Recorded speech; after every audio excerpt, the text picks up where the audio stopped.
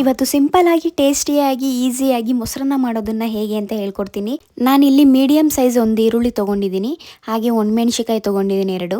ಒಗ್ಗರಣೆಗೆ ಎಷ್ಟು ಬೇಕೋ ಅಷ್ಟು ಕರಿಬೇವು, ಸ್ವಲ್ಪ ಕೊತ್ತಂಬರಿ, ಸ್ವಲ್ಪ ಶುಂಠಿನ ಜಜ್ಜಿಟ್ಕೊಂಡಿದ್ದೀನಿ, 1 ಸ್ಪೂನ್ ಉದ್ದಿನಬೇಳೆ, ಕಡಲೆಬೇಳೆ, ಹಾಗೆ ಒಗ್ಗರಣೆಗೆ ಸಾಸಿವೆ, ಜೀರಿಗೆ. ಒಂದು ಬೌಲಲ್ಲಿ 3/4 ಬೌಲಷ್ಟು ಮೊಸರು, ಹಾಗೆ ಒಂದು ಲೋಟದಲ್ಲಿ 1/4 ಭಾಗ ಹಾಲು ತೊಗೊಂಡಿದ್ದೀನಿ, ಹಾಗೆ ಸ್ವಲ್ಪ ದಾಳಿಂಬೆ ತೊಗೊಂಡಿದ್ದೀನಿ. ಈಗ ಒಲೆ ಮೇಲೆ ಒಂದು ಬಾಣಲಿ ಇಟ್ಟಿದ್ದೀನಿ, ಅದಕ್ಕೆ ಒಗ್ಗರಣೆಗೆ ಎಣ್ಣೆ ಹಾಕ್ಕೊಂಡಿದ್ದೀನಿ. ಎಣ್ಣೆ ಸ್ವಲ್ಪ ಬಿಸಿ ಆದಮೇಲೆ ಸಾಸಿವೆ ಜೀರಿಗೆ ಹಾಕ್ಕೊಳ್ಳಿ. ಫಸ್ಟು ಸ್ವಲ್ಪ ಕಡಲೆಬೇಳೆ ಉದ್ದಿನಬೇಳೆ ಹಾಕ್ಕೊಂಡು ಫ್ರೈ ಮಾಡಿ, ಅದ್ರ ಜೊತೆಗೆ ಈಗ ಈರುಳ್ಳಿ ಆ್ಯಡ್ ಮಾಡಿ ಫ್ರೈ ಮಾಡ್ತಾಯಿದ್ದೀನಿ. ಈರುಳ್ಳಿನ ತುಂಬ ಫ್ರೈ ಮಾಡೋದು ಬೇಡ, ಸ್ವಲ್ಪ ಫ್ರೈ ಮಾಡಿಕೊಂಡ್ರೆ ಸಾಕು, ಚೆನ್ನಾಗಿರುತ್ತೆ ತಿನ್ನೋದಕ್ಕೆ. ಈಗ ಕರಿಬೇವು ಮತ್ತು ಒಣಮೆಣಸಿಕಾಯಿನ ಎರಡೂ ಸೇರಿಸ್ಕೊಳ್ಳಿ ಒಗ್ಗರಣೆಗೆ. ಈಗ ಜಜ್ಜಿಟ್ಕೊಂಡಿರೋ ಅಂಥ ಶುಂಠಿನ ಸೇರಿಸ್ಕೊಳ್ಳಿ. 1 ನಿಮಿಷ ಫ್ರೈ ಮಾಡಿದ್ರೆ ಸಾಕು, ಜಾಸ್ತಿ ಬೇಡ. ಈಗ ನೋಡ್ತಾ ಇರ್ಬೋದು, ಇಷ್ಟು ಫ್ರೈ ಮಾಡಿಕೊಂಡ್ರೆ ಸಾಕು. ಇವಾಗ ಗ್ಯಾಸ್ ಆಫ್ ಮಾಡ್ಕೊಳ್ಳಿ.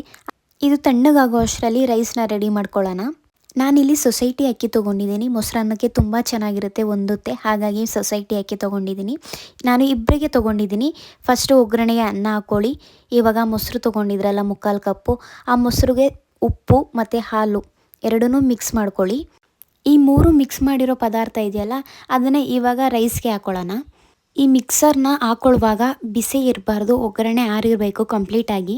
ಈಗ ನೋಡ್ತಾ ಇರ್ಬೋದು, ಅನ್ನ, ಒಗ್ಗರಣೆ, ಮೊಸರು ಎಲ್ಲನೂ ಮಿಕ್ಸ್ ಮಾಡ್ಕೊಂಡ್ಮೇಲೆ ಈ ಥರ ಆಗುತ್ತೆ. ಇವಾಗ ಸ್ವಲ್ಪ ಕೊತ್ತಂಬರಿ, ದಾಳಿಂಬೆ ಎರಡನ್ನೂ ಮಿಕ್ಸ್ ಮಾಡಿ, ರುಚಿಗೆ ಎಷ್ಟು ಬೇಕೋ ಅಷ್ಟು ಉಪ್ಪು ಇನ್ನೊಂದು ಸತಿ ನೋಡ್ಕೊಂಡು ಹಾಕ್ಕೊಂಡು ಇವಾಗ ಫುಲ್ ಮಿಕ್ಸ್ ಮಾಡಿದ್ರೆ ಮೊಸರನ್ನ ರೆಡಿ ಆಗುತ್ತೆ. ಯಾರು ಮೊಸರನ್ನ ತಿನ್ನಲ್ವೋ ಅವ್ರಿಗೆ ಈ ಥರ ಮಾಡಿಕೊಟ್ರೆ ತುಂಬ ಇಷ್ಟಪಟ್ಟು ತಿಂತಾರೆ.